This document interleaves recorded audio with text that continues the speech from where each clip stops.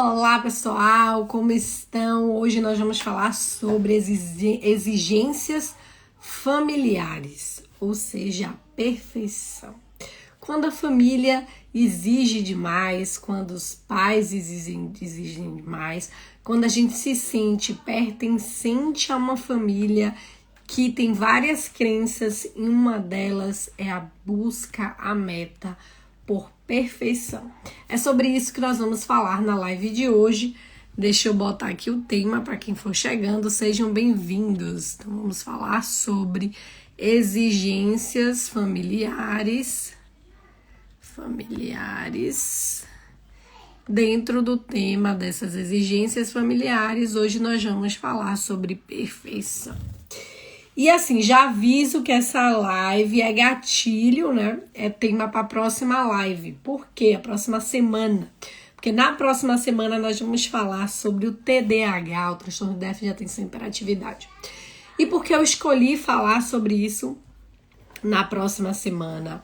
Porque tem muita gente por aí, perto do meu ciclo familiar, de ciclo de amigos, se achando que tem TDAH. E nós vamos falar sobre isso aí a semana que vem toda, sobre também essa coisa do TDAH, nessa cultura familiar e nessa cultura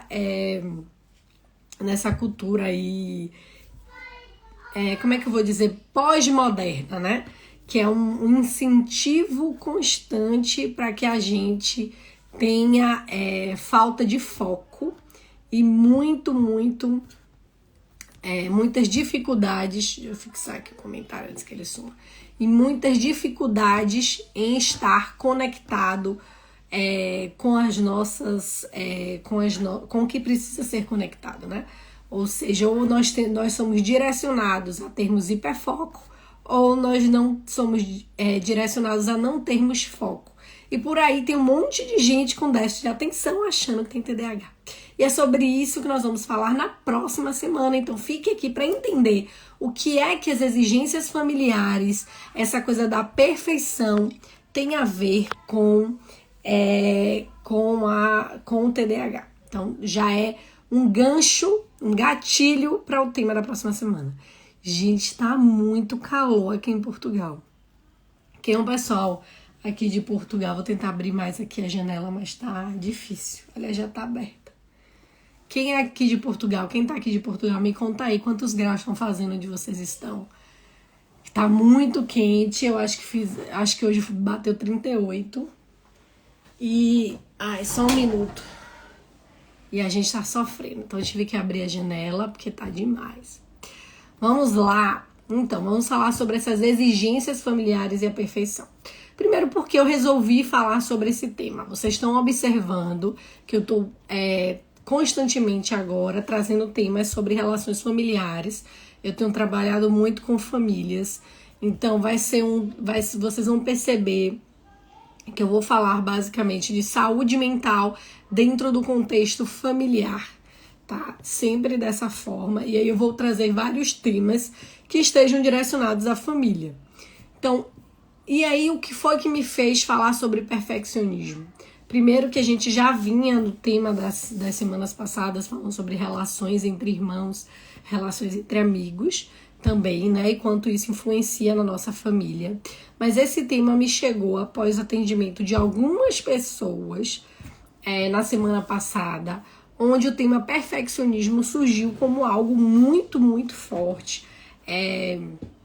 Onde as pessoas não estavam, né? Aliás, desde o dia que eu saí do Brasil de férias, que voltei para Portugal, uma pessoa me perguntou assim na saída, né? Eu estava caminhando já em direção ao último evento ali, mesmo no finalzinho, onde eu saí do meu afilhado, para depois vir pegar o avião e ir para o aeroporto. E a pessoa me perguntou assim: Lari, você acha que eu tenho TDAH? Desculpe, você acha que eu tenho um TDAH? Não, foi assim. Você acha que eu tenho um TDAH? Eu falei, não, eu acho que você é muito exigente, que você tem autoexigência. E ela disse, mas autoexigência? Eu falei, você busca constantemente também um perfeccionismo. Não necessariamente a autoexigência tem relação com perfeccionismo. E ela disse, poxa, eu preciso aprender então sobre isso. E eu disse, eu vou marcar uma live para fazer sobre isso.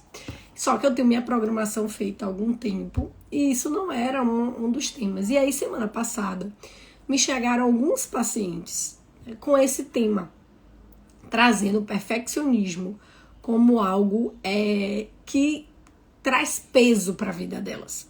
E uma das perguntas, e essa semana também na caixinha eu lancei lá, me faça uma pergunta que você quiser. E a pessoa perguntou, não perguntou, mas disse assim, eu acho que todo mundo deveria fazer terapia. Concorda? E botou só acho um coraçãozinho. E quando a pessoa falou isso, perguntou isto, eu estava perto e eu vi a pergunta, eu estava perto do porto, né? Do porto do navio, onde tem muitos navios, enfim. E nesse lugar, o porto, ele é cheio de navios com cargas, né, de mercadoria. Então tem aqueles containers bem grandes, cheios de mercadoria. E eu tava passando ali, falei assim, e pensei, vendo aquilo, a gente precisa fazer terapia, porque quando a gente não faz terapia, a gente carrega as cargas e os pesos que não são nossos. A gente passa a viver muito tempo cheio de cargas emocionais. A gente passa muito tempo lidando com aquilo que não é nosso, com os desejos, inclusive, dos outros sobre a gente. Então, o desejo que minha família tem de que eu seja assim ou assado. O desejo que minha família tem que eu conquiste tal coisa. E aí, muitas vezes, a gente incorpora esses desejos sem nem pensar. Então, quantos pais são pais, né? Eu digo pai e mãe, tá? Não estou referindo pai só ao homem, mas o pai e a mãe, né? Viram pais só porque na cultura se recomenda ou se diz que tem que ter a família com filhos. Quando, na verdade, o desejo interno não é pela maternidade, pela paternidade. Tanto que não é que vive uma vida como se não tivesse filho. E aí a gente vê grandes situações emocionais, psíquicas e sociais, onde o abandono infantil, o abandono afetivo e emocional infantil, vem refletir depois nos adolescentes e nos adultos. Né? Transtorno do pânico, crise de ansiedade, dificuldade, ansiedade de separação, dificuldade em lidar com o outro, dificuldade em saber os limites, né? Um monte de crianças e jovens que vêm sofrendo com essa coisa dos pais terem assumido, né, a paternidade e a maternidade sem desejo realmente de serem pais. E aí, como isso me chegou, né, o tema perfeccionismo me chegou bem forte na clínica, com alguns pacientes e de forma bem repetida, do tipo, fazendo situações e tendo situações nas suas próprias vidas sem perceber que aquilo é perfeccionismo. Porque o que essas pessoas entendem, o que a gente normalmente costuma entender quando alguém diz que é perfeccionista? Ah, ela vai fazer um trabalho muito certinho. Então, se ela é perfeccionista, o caderno dela jamais estaria assim. O caderno talvez estivesse assim, né? Todo certinho. E aqui teria várias canetas com cores diferentes dela ou dele, enfim, marcadores. Então seriam as coisas dela toda certinha. E não necessariamente o perfeccionismo ele se apresenta da... Eu acho que minha internet tá caindo. Me digam se me escutam, porque parece que minha internet tá a cair. Me digam se estão me ouvindo, gente. Me deem um retorno aí. Já tá ok, não tá ok? Tá travando? Me deem um retorno, vocês que estão assistindo. Sim, tá ok? Boa. Então, o perfeccionismo, às vezes, são as cobranças e as preocupações que nós temos de forma exagerada para que algo funcione. Então, por exemplo, eu me preocupo exageradamente que meu filho tenha boas notas. E essa preocupação me leva a só valorizar as coisas que meu filho faz quando ele tem boas notas. Então, por exemplo, o menino tirou lá de 0 a 10, ele tirou 10. E eu digo muito bem, valorizo aquilo. De 0 a 10 na outra avaliação, o menino tirou 7, 8, vamos dizer 8. Aliás, você melhor, tirou 9. E eu digo, mas na anterior você tirou 10. O que foi que aconteceu? Você não estudou mais? e só falo com a criança e valorizo a criança ou o adolescente, quando ele tem a nota máxima, ou só valorizo na escola. Todo o resto que a criança me apresenta, tá bem, tá certo, eu não tenho tempo agora, tá certo, tá ok. Então, todas as vezes que eu dou o retorno para o meu filho na infância, sem valorizar os outros aspectos dele, então, ele gosta de criar, ele gosta de inventar, ele gosta de ler, ele gosta de brincar, ele é carinhoso, ele é afetuoso, ele trouxe alguma novidade para casa, eu dou atenção a essa novidade, eu tô ali com ele, ou eu só tô ali quando é relacionada a nota e escola. Às vezes o perfeccionismo, e muitas vezes o perfeccionismo vem camuflado em outros aspectos, em outras situações. E aí é assim que se apresenta muitas vezes na clínica as pessoas perfeccionistas. Elas não chegam já naquele grau onde estão... chegam, né, mas não nessa obrigatoriedade, não precisa ser sempre assim, com aquela coisa de tudo certinho, tudo de um jeito, não. Muitas vezes elas chegam como controladoras, tá? Dizendo assim, olha, minha família reclama que eu tomo as frente e faço tudo, que eu assumo tudo. Meu marido reclama comigo que eu tô sempre brigando com ele.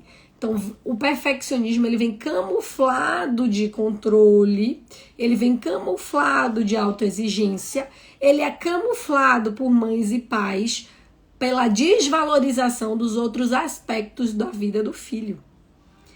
Então, percebam o quanto o perfeccionismo ele está ali escondido no ambiente familiar. Uma das situações onde a gente vê muito perfeccionismo é do tipo, eu quero a cama feita e bem feita. A cama precisa estar feita e bem feita. Então, quando meu filho não faz a cama bem feita do meu jeito, do jeito que eu sei que vai chegar alguém na minha casa e vai olhar e vai dizer que cama bem posta, eu vou reclamar do meu filho, eu vou dizer, você não sabe fazer, e eu vou cada vez querer fazer por ele, mas eu também vou dizer que eu estou cansada, e aí eu vou reclamar do meu filho, ao mesmo tempo que vou reclamar que ele não faz, ao mesmo tempo que eu faço e quero sempre, ou quero que ele faça do meu jeito. Então, olhe como o perfeccionismo ele vem camuflado de outros comportamentos e exigências familiares. Você precisa chegar numa festa e cumprimentar toda a gente. Vira para uma criança e diz isso. Inclusive aquelas que você não gosta, inclusive aquelas que você não conhece. Larissa, mas é educado que a criança cumprimente as outras pessoas? É educado que a criança diga olá e vá fazer a vida dela. É uma criança. Inclusive, você obrigar a criança a se responder às outras pessoas, a cumprimentar quem ela não conhece, é agressivo e violento com essa criança. Então, a criança pode dizer, tchau, oi, olá.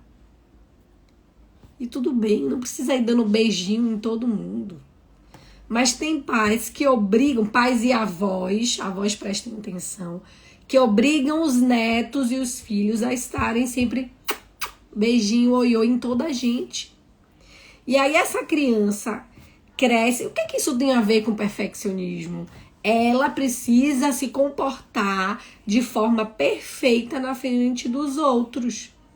Porque não é um comportamento esperado de uma criança.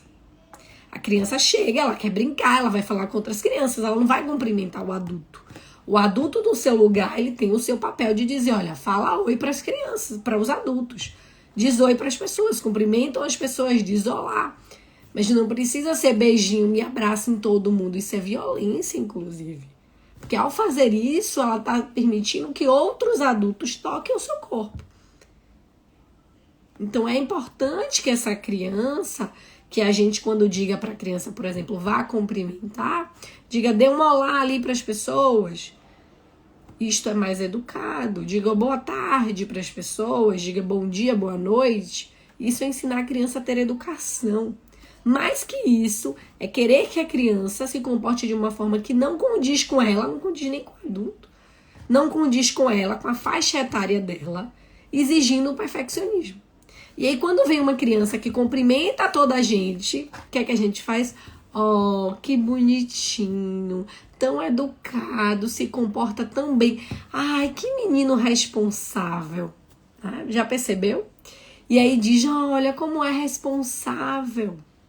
E quando você diz, olha que bonitinho, como é responsável, para um comportamento que não é natural nessa criança, tá? Não é um comportamento natural para essa fase, a essa faixa etária da criança, e você exige que a criança faça, mesmo não sendo natural, e você responde com, olha que bonitinho, como você é responsável, você está trazendo para essa criança a obrigação de sempre fazer, porque você está estimulando nessa criança esses comportamentos. E aí ela vai entender que todas as vezes que ela faz, e claro, não é só nisto, tá?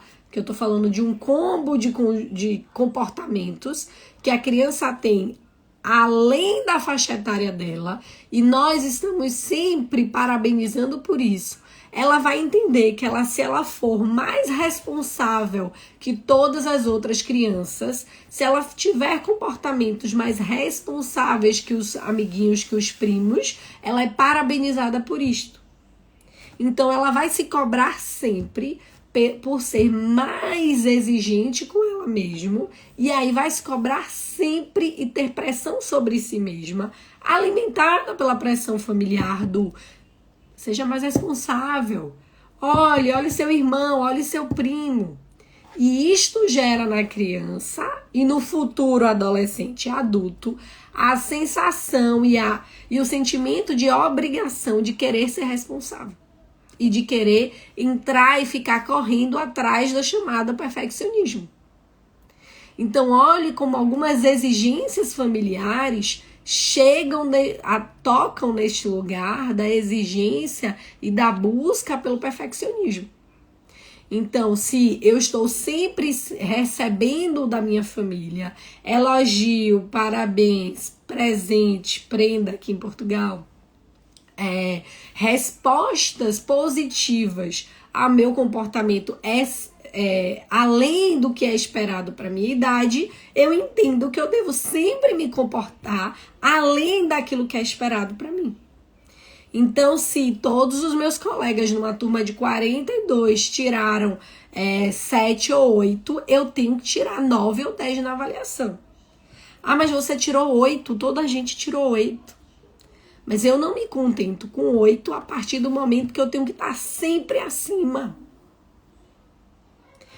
E aí vai criando nos adolescentes, aí eu já estou no nível mais alto, nos adolescentes, uma exigência interna que precisa estar sempre além.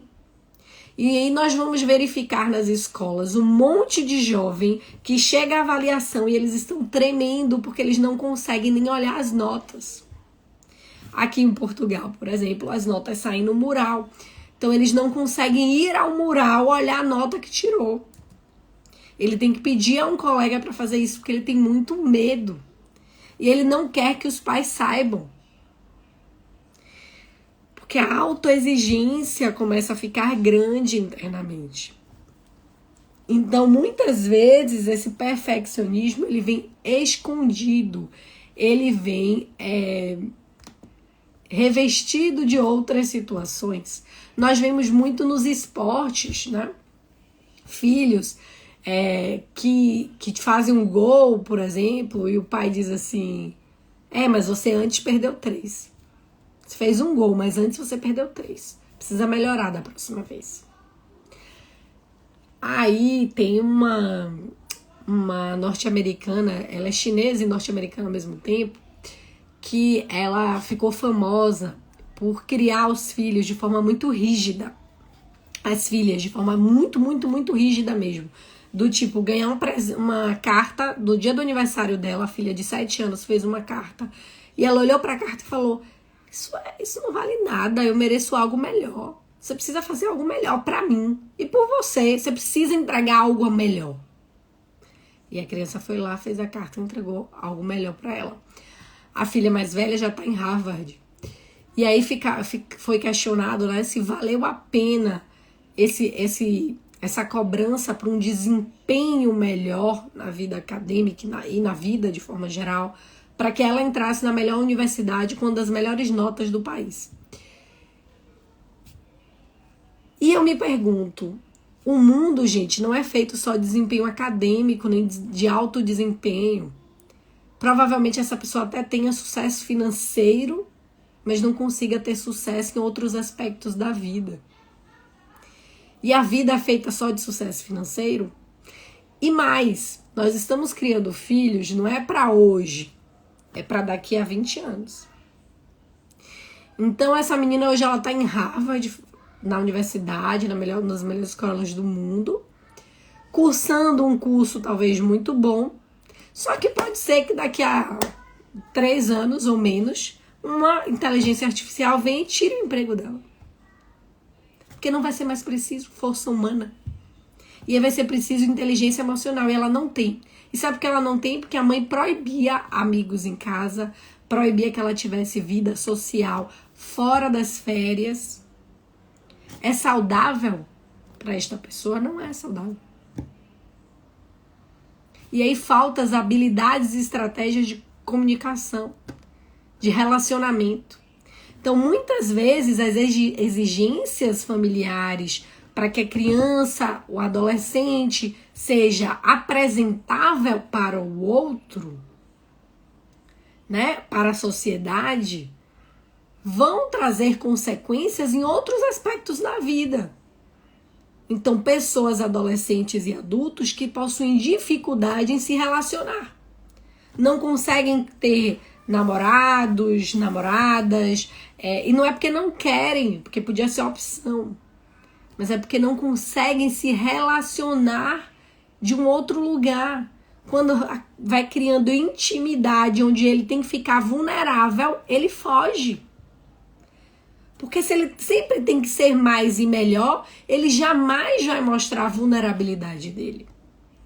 E nós estamos vendo jovens, cada vez mais, com dificuldades de criar relações íntimas.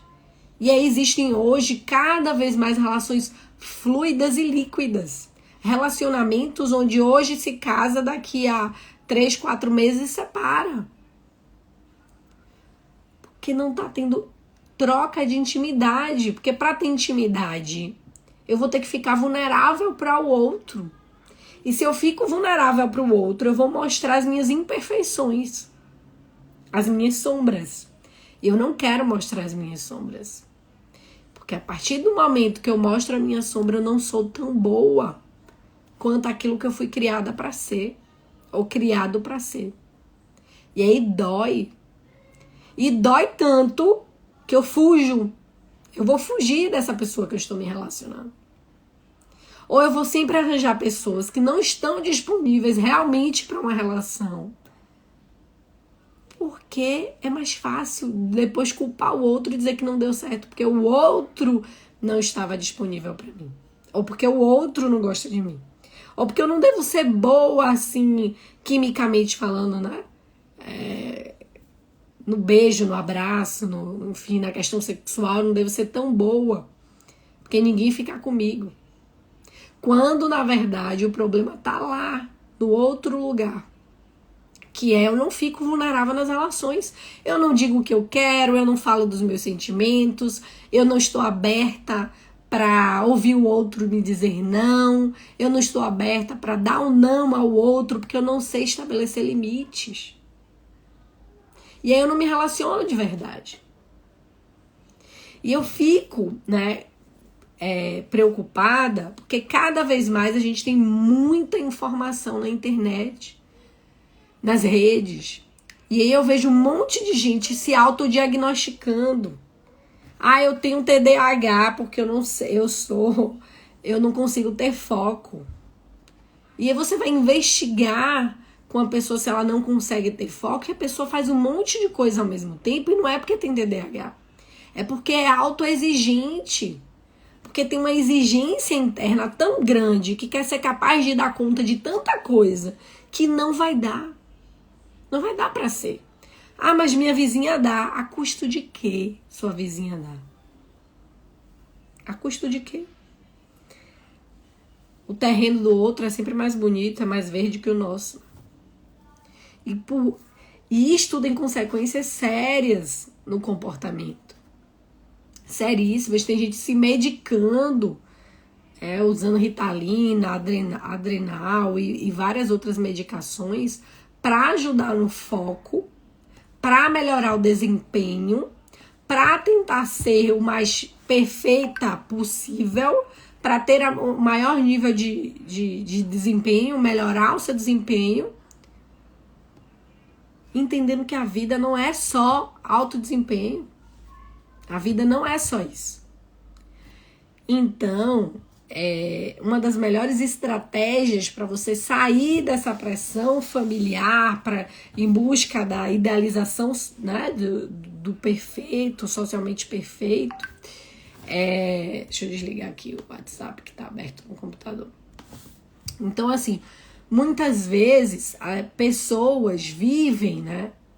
Eu já volto para a estratégia, porque tem um ponto aqui que é importante eu falar. Eu já ouvi relatos de pessoas dizerem assim: eu quero que minha filha se comporte dessa forma, meu filho se comporte dessa forma, porque os outros vão olhar e vão me cobrar que tipo de mãe eu sou. Eu já estive aí, viu, gente? Eu já estive, não, meu filho tem que ser assim, tem que se vestir dessa forma, tem que se comportar desse jeito, porque os outros vão olhar pra mim e podem me julgar por não ser uma boa mãe. E quando eu entrei neste lugar, foi tão arrogante, inclusive, que eu disse assim, gente, eu tô trazendo sofrimento pra mim e pro meu filho, de jeito nenhum. Deixem que os outros digam o que quiser. Falem o que quiser. Eu sou a mãe que eu sou, o que eu dou conta de ser hoje. Pode ser que daqui a um mês eu seja um outro tipo de mãe, porque eu dou conta de outra forma. E quando eu aprendi isso, eu tirei o peso de cima do meu filho. De ter que ser como os outros acham que seria bom. Porque a gente nunca vai satisfazer a todo mundo. Então eu estive no lugar de, não, filha, você tem que chegar, tem que dizer isso, tem que sair, tem que ser dessa forma, não pode falar alto na frente das pessoas. Eu disse, espera aí, quem sou eu? Então, me antecipando, imagine, mãe psicóloga, meu Deus do céu, me antecipando às situações de conflitos, de medo, de angústia, de ansiedade dos meus filhos, natural no comportamento infantil, nada patológico, mas natural, me antecipava para que eles não tivessem ali uma birra na frente do outro. Imagine, eu me percebi assim 2 meses, e foram bem 2 meses assim, de maiores estresse na minha vida pessoal. E eu comecei a trazer isso para os meus filhos, do tipo, não, eu preciso ser aceita como mãe, olha que coisa dura. E aí eu comecei a exigir dos meus filhos e não permitir que tivesse esse comportamento na frente dos outros. Eu disse, não, meu filho faz birra sim, é natural na criança, meu filho tem crise de ansiedade sim, meu filho tem crise de ansiedade aqui natural, tá, gente? Nada patológico. Natural na criança. Meu filho pode ter medo, sim, exagerado de alguma coisa. Tem criança que tem medo. Eu vou olhar para isto, eu vou perceber até que ponto isso pode estar sendo patológico. Se eu perceber que é patológico, eu vou ajudar, vou intervir até onde me cabe. Então, tomar consciência de que olha o que eu tô jogando, que responsabilidade eu tô jogando para criança ou para o adolescente. Se comporte bonitinho, porque eu não quero ser julgado pelas suas tias, pelas suas amigas, pelas minhas amigas, pelas suas tias, pelos vizinhos. Eu não quero que os vizinhos escutem que nós brigamos. Silêncio! E a briga faz parte do ambiente familiar, claro que não essas brigas. Falando de comportamentos naturais. Um desentendimento ali, um irmão que se pega aqui. É natural. E aí fica... Eu fiz uma sessão com a família. E quando terminou a sessão, que eu fui embora, eu falei assim, gente, eles não têm problema. Real, não tem problema. É uma família que realmente não tem problemas sérios, patológicos, abusivos, com drogas. Não existe, né? O que é que existe aqui? Uma autoexigência e uma cobrança para querer responder a desejos sociais. E aí gera um monte de dificuldade de comunicação. Porque é isso que acontece. Quando a exigência é alta no ambiente familiar, vai gerar dificuldade de comunicação. Comunicação violenta.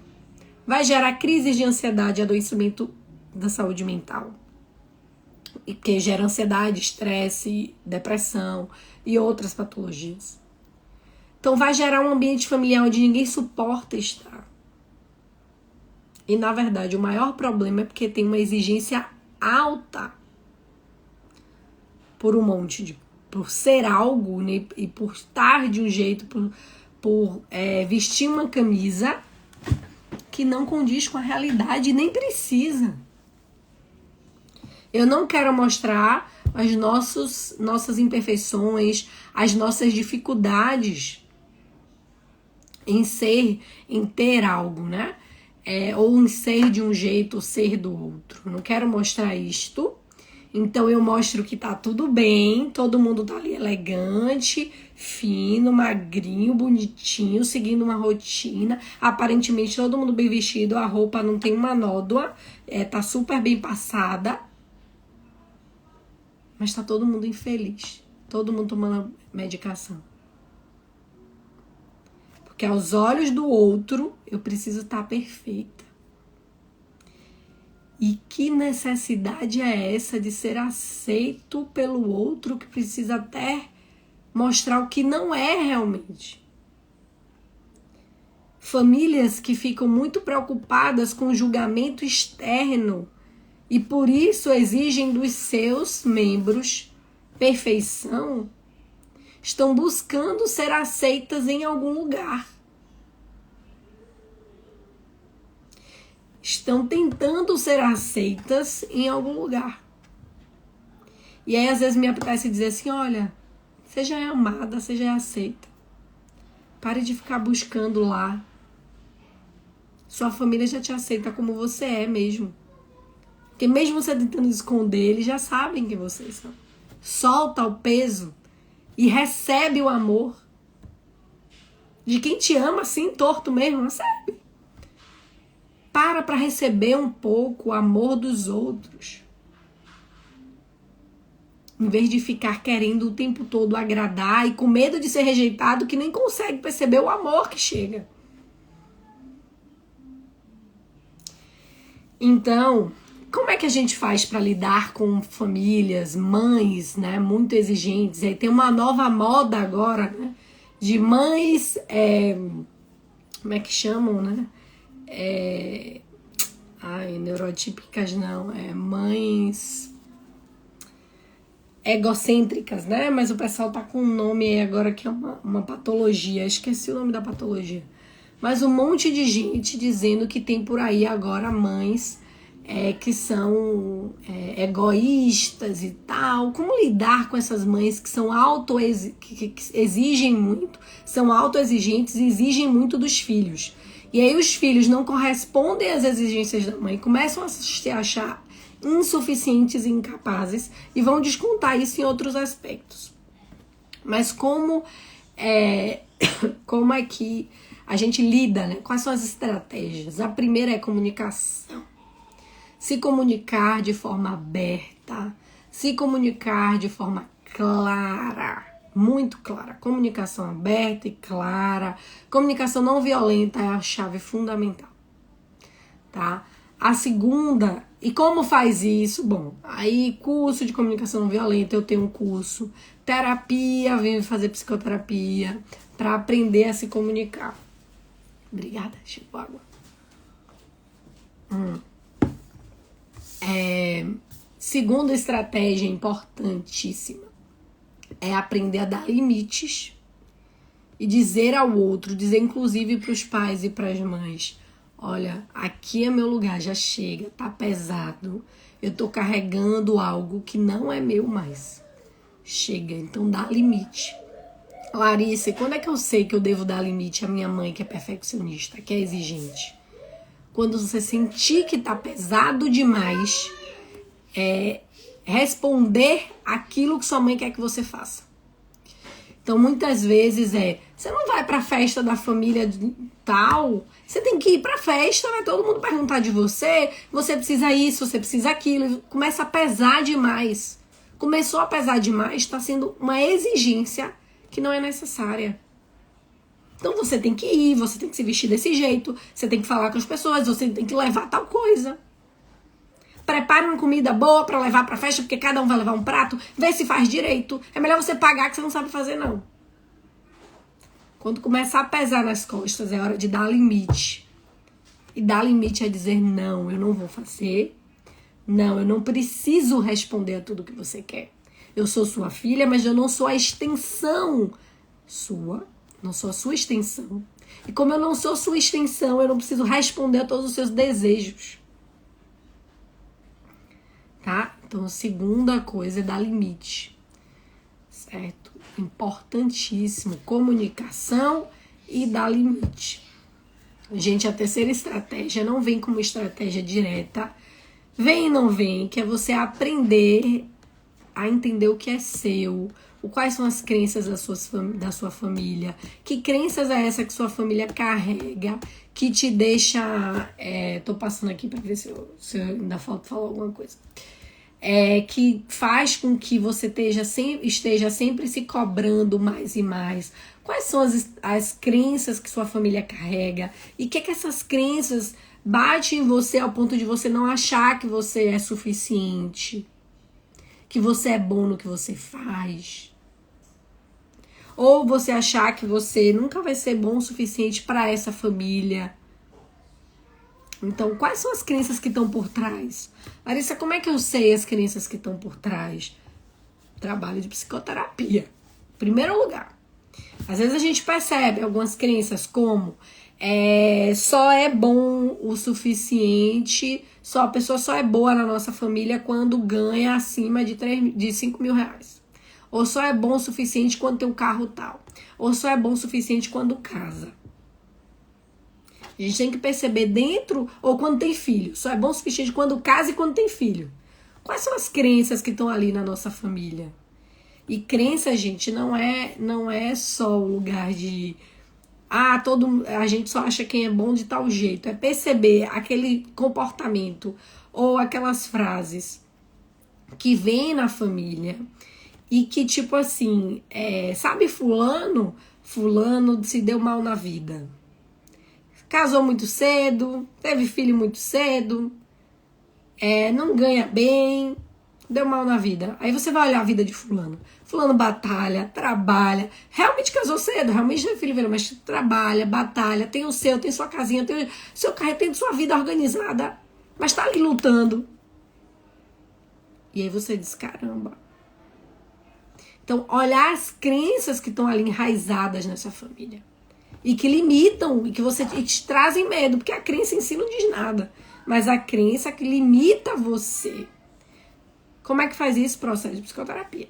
Entender de onde vem esse lugar. E o quanto isso atinge a sua vida.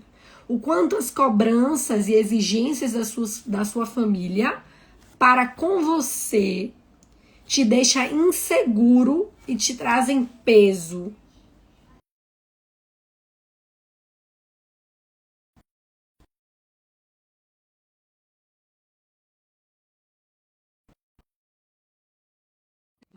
Me ouvindo, me dê o retorno se vocês me escutam. Entrou uma chamada aqui, me digam se vocês me escutam.